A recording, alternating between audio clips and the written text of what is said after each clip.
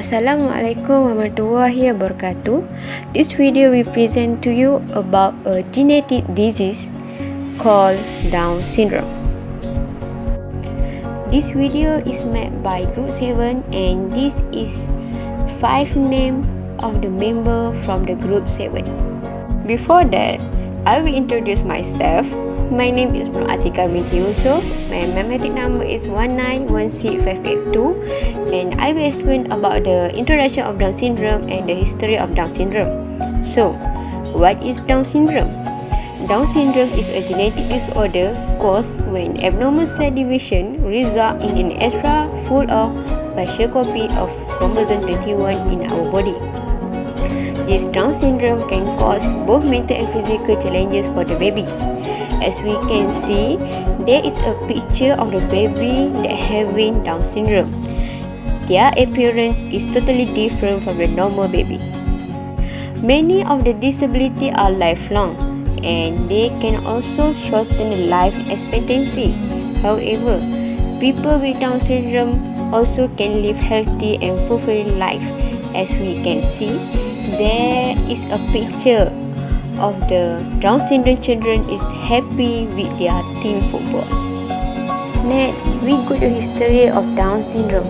Have you ever wondered where the Down syndrome can get its name? The Down syndrome is named by the Victorian physician called Dr. John Langdon Down after he fully described the syndrome in the 1866. As we can see from the name, we know he is the one that gave name to the Down syndrome. Let's know a little bit about chronology from history of Down syndrome. Before 1866, over the next 20 years, the word Mongolian was used to describe people we would now call people with Down syndrome. In 1961, about 90 international experts, including the Dr. John Langdon grandson called Norman, wrote jointly to the Lancet suggesting the name should be changed to the Down syndrome. At the request of the People's Republic of Mongolia, the World Health Organization (WHO) adopted the recommendation in 1965 and Down syndrome was then to become a universal official term. Until now, we use the word of Down syndrome to describe this genetic disorder. Hello everyone, my name is Aina Afrika binti Yusa with matric number 1912390. I will be talking about the etiology and the risk factors of Down syndrome. Let us recap a bit on basic knowledge. Human cells normally contain 23 pairs of chromosomes, so in total 46 chromosomes altogether. Half of the chromosomes are from the mother and half are from the father. Both parents pass their genes on their children and these genes are carried in chromosomes. Now, let us continue on our main focus, Down syndrome. Most of the time, Down syndrome is not inherited. It is caused by a mistake in cell division during early development of the fetus. Down syndrome results when abnormal cell division involving chromosome 21 occurs.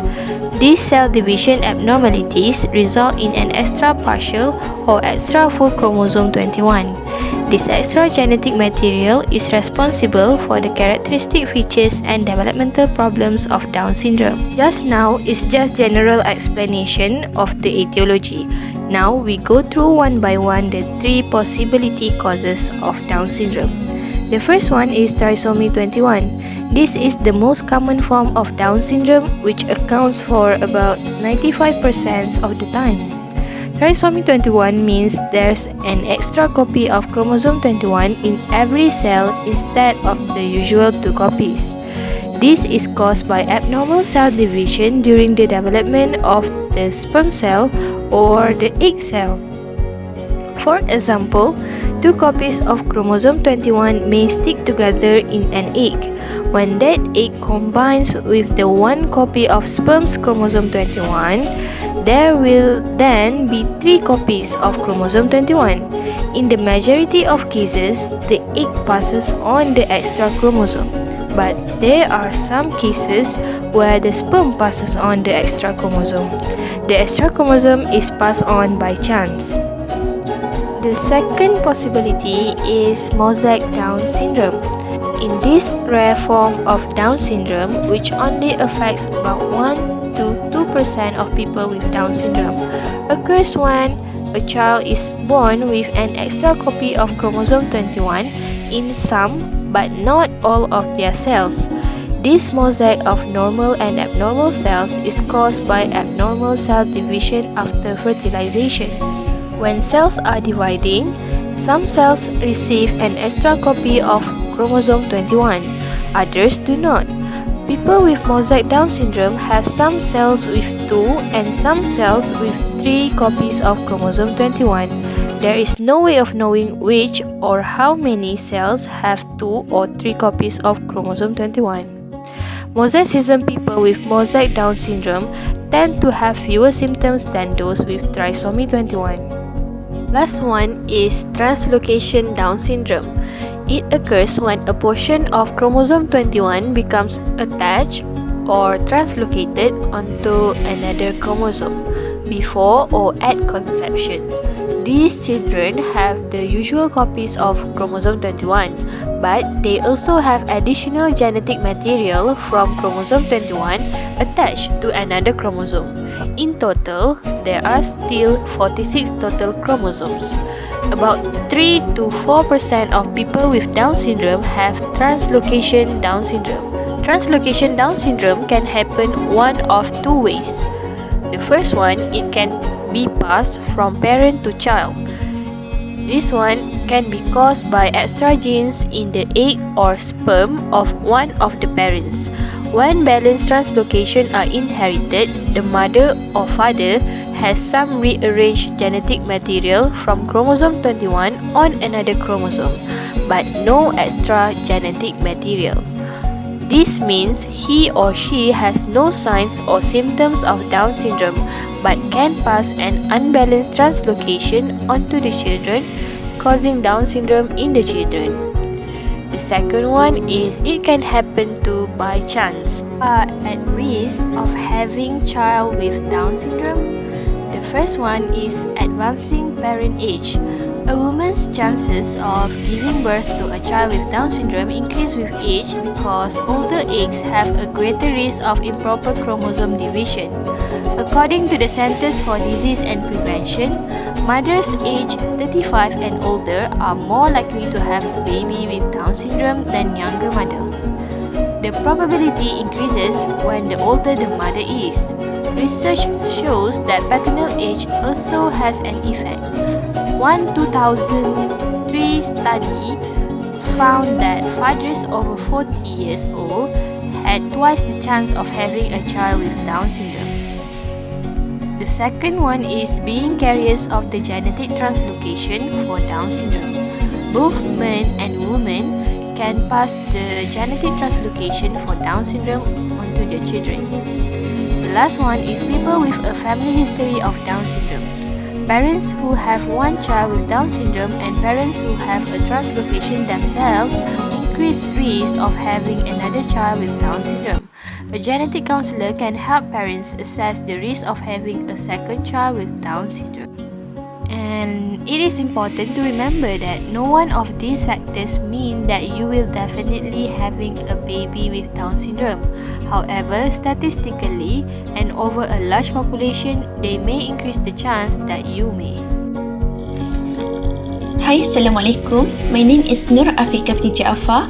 My matric number is 1912868. Now, I will explain about what are the common symptoms of Down syndrome. For your information, the symptoms of Down syndrome vary from person to person, and people with Down syndrome may have different problems at different times of their lives. Common physical signs of Down syndrome include, for the first one, flat appearing face and nose, small head, small mouth, which cause tongue to stick out and to appear overly large. And then small and misshapen ears. The next one, upward slanting eye, often with a skin fold that comes out from the upper eyelid and covers the inner corner of the eye. Furthermore, there are also appearance of tiny white spots in the color part of the eye, which is iris. The next one, white short hands with short fingers, and usual deep crease across the center of the palm, which called as simian crease. Then, they might have overly flexible joints. In addition, physical development in children with Down syndrome is often slower than development of children without Down syndrome. For example, because of weak fluffy muscle, or known as hypotonia, a child with Down syndrome may be slow to learn to turn over, sit, stand, and walk. Despite these delays, children with Down syndrome can learn to participate in physical exercise activities like other children. Then, they might have rounded cheeks, short neck with excess skin at the back of the neck, and the last one, a white space, which is deep groove between the big and second toes. Next, in terms of intellectual and developmental symptoms, in fact, there are different mental abilities, but most people with Down syndrome have mild to moderate issues with thinking, reasoning, and understanding. They will learn and pick up new skills their whole life, but they may take longer to reach important goals like talking and developing social skills. Other common cognitive and behavioral problems may include: first, short attention span, second, poor judgment, and then impulsive behavior, slow learning, and delayed language and speech development. Most children with Down syndrome develop the communication skills they need, although it might take longer for them to do so compared with other children. Early, ongoing speech and language interventions to encourage expressive language and improve speech are particularly helpful. Okay, we look at further in terms of associated conditions and disorders. For information, people with Down syndrome are at higher risk for a range of other health conditions, including they might have a congenital heart defects, hearing loss, poor vision, cataract, which is clouded eyes, leukemia, chronic constipation, sleep apnea, which is interrupt breathing during sleep, and the last one, they might have hypothyroidism, which is low thyroid function. My name is Nur Adila Atira binti Mat Ali, matric number 11910672. Will be presenting on the treatments and managements of Down syndrome. When it comes to genetic abnormality, there is no single standard treatment for Down syndrome. Treatments depends on each individual's physical and intellectual needs as well as his or her personal strengths and limitations. Basically, children, teens, and adults with Down syndrome are the same as normal human beings, meaning those without the condition. They need the same regular medical care from well baby visits and routine vaccinations as infants to reproductive counseling and cardiovascular care later in life. Not to mention, they also benefit from regular physical activity and social activities. Early intervention is crucial for people with Down syndrome. Early intervention refers to a range of specialized programs and resources that professionals provide to very young children with Down syndrome and their families. These professionals may include special educators, speech therapists, occupational therapists, physical therapists, and social workers. Research indicates that early intervention improves outcomes for children with Down syndrome. This assistance can begin shortly after birth and often continues until a child reaches age of 3. After that age, most children receive interventions and treatment through their local school district. Children with Down syndrome may attend a school for children with special needs. Parents may have a choice between a school where most of the children do not have disabilities, which refers to the usual school attended by normal children, and one for children with special needs. Educators and healthcare providers can help families with the decision about what environment is best. Included here in this section is a variety of therapies that can be used in early intervention programs and throughout a person's life to promote the greatest possible development, independence, and productivity. Some of these therapies are listed as the first one is physical therapy. Physical therapy for people with Down syndrome includes activities and exercises that help build motor skills, increase muscle strength, and improve posture and balance. This therapy is important, especially early in a child's life, because physical abilities lay the foundation for other skills. The ability to turn over, crawl, and reach helps infants learn about the world around them and how to interact with it. Plus, it also can help a child with Down syndrome compensate for physical challenges such as low muscle tone in ways that avoid long-term problems. For example, a physical therapist might help a child establish an efficient walking pattern rather than one that might lead to foot pain. The next therapy is speech-language therapy, which can help children with Down syndrome improve their communication skills and use language more effectively. Children with Down syndrome often learn to speak later than their peers. A speech-language therapist can help them develop the early skills necessary for communication, such as imitating sounds. The therapist may also have an infant breastfeed because breastfeeding can strengthen muscles that are used for speech. A speech-language therapist can help a child use alternate means of communication, such as sign language and pictures, until he or she learns to speak. Learning to communicate is an ongoing process, so a person with Down syndrome also may benefit from speech and language therapy in school as well as later in life.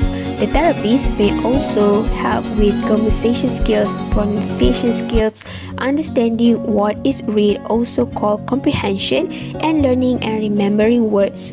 Moving on to the third therapy, which is occupational therapy, which helps find ways to adjust everyday tasks and conditions to match a person's needs and abilities. This type of therapy teaches self-care skills such as eating, getting dressed, writing, and using a computer. And occupational therapists might offer special tools that can help improve everyday functioning, such as a pencil that is easier to grip. At the high school level, an occupational therapist could help teenagers with Down syndrome identify jobs, careers, or skills that match their interests and strengths. And the last therapy goes to emotional and behavioral therapies that work to find useful responses to both desirable and undesirable behaviors. Children with Down syndrome may become frustrated because of difficulty communicating. They may develop compulsive behaviors and may have attention deficit hyperactivity disorder and other mental health issues. These types of therapies try to understand why a child is acting out, create ways and strategies for avoiding or preventing these situations from occurring, and teach better or more positive ways to respond to situations. A psychologist, counselor, or other mental health professional can help a child deal with emotions and build coping and interpersonal skills. The changes in hormone levels that adolescents experience during puberty can cause them to become more aggressive. Behavioral therapists can help teenagers recognize their intense emotions and teach them healthy ways to reach a feeling of calmness.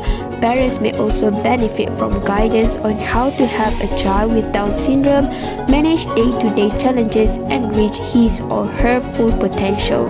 Other than the therapies, some people with Down syndrome take amino acid supplements or drugs that affect their brain activity. However, many of the recent clinical trials of these treatments were poorly controlled and revealed adverse effects from these treatments. Since then, newer psychoactive drugs that are much more specific have been developed. Unfortunately, no controlled clinical studies of these medications for Down syndrome have demonstrated their safety and efficacy. Similarly, studies of antioxidants for dementia in Down syndrome have shown that these supplements are safe, but ineffective. As the time goes by, newer interventions were produced, especially interventions for children with Down syndrome, which involve assistive devices, specifically any type of material, equipment, tool, or technology that enhances learning or makes tasks easier to complete. As an illustration, amplification devices for hearing problems, bands that help with movement, special pencils to make writing easier, touchscreen computers, and computers with large letter keyboards. Okay, my name is Nolana Amira binti Razani and my matric number is 1919124. In this slide, the diagnosis of Down syndrome is usually suspected at birth. So there are genetic testing, which is chromosome analysis, is done to verify the presence of the disorder. And the final result of such testing with the photograph chromosome pair and organized by shape and size is called the individual's karyotype. Meanwhile, in prognosis is variable depending on the types of complication of each individual baby. And the severity of the retardation can also be vary significantly. Without the presence of heart defects, about 90% of children with Down syndrome live into their teens.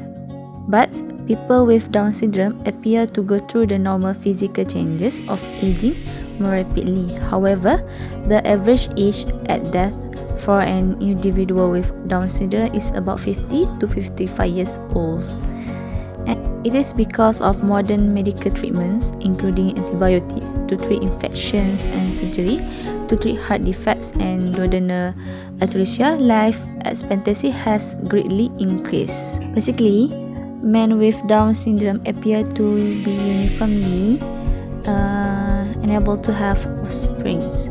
Meanwhile, women with Down syndrome could fully capable of having babies, which is about 50% of this baby.